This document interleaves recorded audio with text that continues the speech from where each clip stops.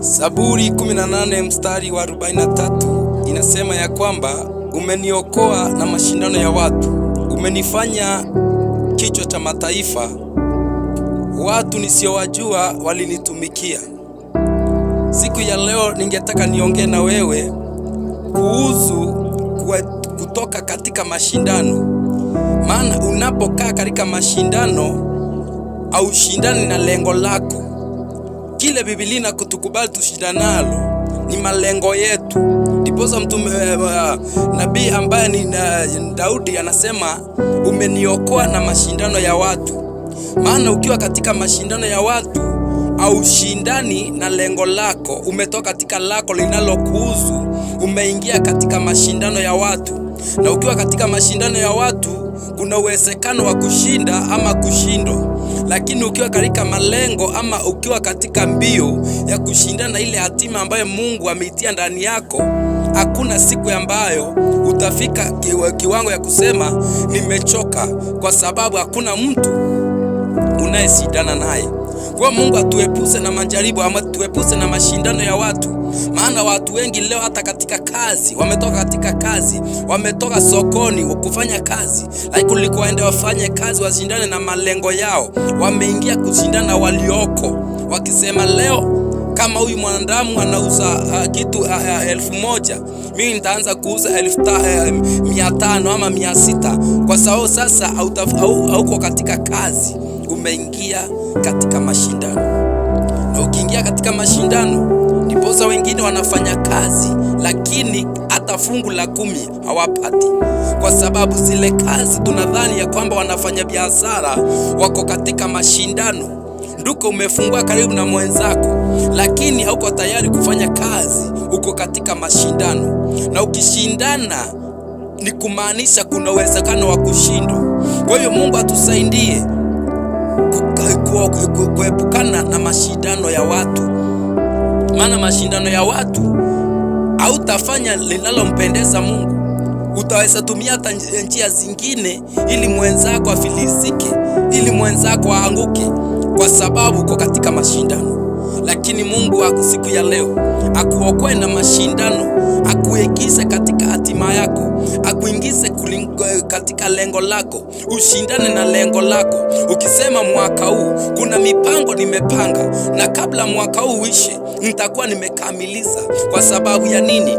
Una lengo, unashindana na lengo lako, unashindana na miaka, unashindana na miezi. Ukisema kabla mwezi uishe kuna jambo nitakuwa nimefanya, lakini ukitoka katika hayo uingie katika mashindano ya watu, ukisema huyo mtu anauza sana, nitashindana naye hataweza kuuza tena.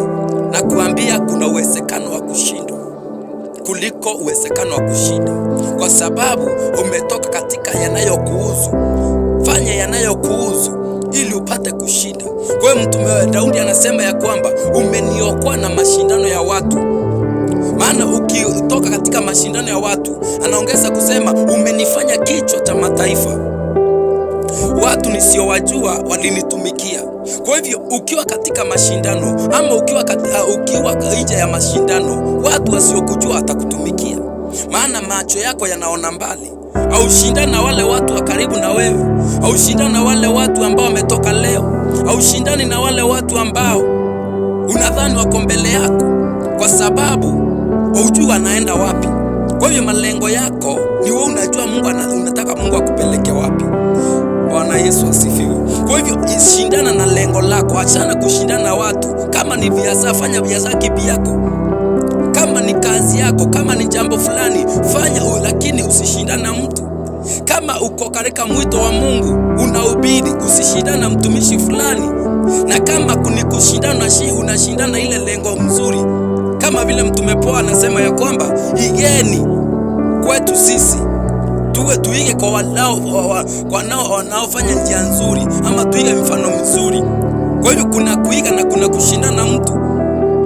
Kusema ya kwamba mtu fulani anafundisha vizuri na pendezo na yeye, haimaanishi unashindana na yeye, lakini unaiga yale mazuri. Kwa hivyo kuna kushindana.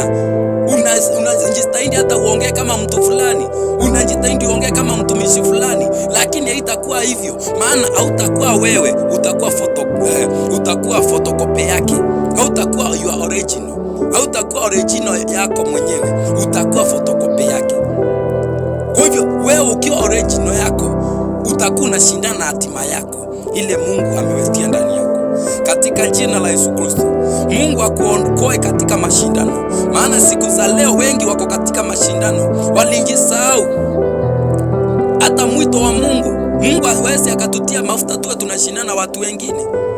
Tunashindana ile mwito ambao Mungu ametuweka. Tuhubiri watu wa Mungu wapate kuokolewa, wapate kumfuata Kristo. Kwa hivyo tuokoke, tuondoke katika mashindano ya watu. Tuingie katika mashindano ya hatima zetu. Tuingie katika mashindano ya mambo ambayo yatatufaidi baadaye, maana tuko katika mashindano ya watu. Maana pia tukifanya kazi zetu kama hatushindana na watu, hakika tutaweza kupata fungu. Tutaweza kila wiki tutakuwa tunakutana katika ushirika tukisema Mungu amenitendea hili, Mungu amenitendea hili. Lakini kama ni mashindano, kila mtu atakuwa anasema hasara, atakuwa anasema tu pastor nisaidie na maombi, kwa sababu haufanyi kazi, uliingia katika mashindano. Unakuta wanasiasa tuliowachagua wengi hawakuenda kufanya kazi tuliowatuma kuifanye, waliingia katika mashindano. Waliingia katika vita, waliingia matukano. Kwa hivyo kazi tuliopiga kura waende uifanye walisahau. Lakini watakuja wakati mwingine wakisema eti mlinituma, lakini je, ulifanya nini? Hatukukutuma katika mashindano, tulikutuma uende, maana ulisashinda tayari.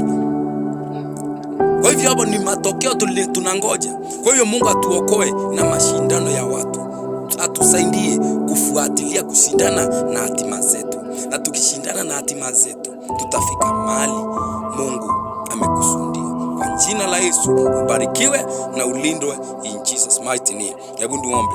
Baba, kwa uwezo wa Roho Mtakatifu, naombea mtazamaji wangu mahali popote alipo, Mfalme, anapojielewa siku ya leo, atoke katika mashindano, aingie katika hatima yake. Akuombe Mfalme, akiuliza hatima yangu ni nini? Mwito wangu ni nini? Hii kazi umenipangia nini? Hii familia umeipanga nini? Kama ni mama, hataweza kushindana mama mwingine. Kama ni mzee, hataweza kuendeza familia yake na sheria za mtu mwingine, bali ataeneza kulingana na neno lako, kulingana na matendo yako, kulingana na mapenzi yako. Kwa jina la Yesu Kristo, namuombea kila mtu aliye mahali hapa, kwa jina la Yesu Kristo, apate kuelewa na apate kulindwa katika jina la Yesu Kristo, aliye Mungu na mkombozi. Tumeomba na hata na kuamini.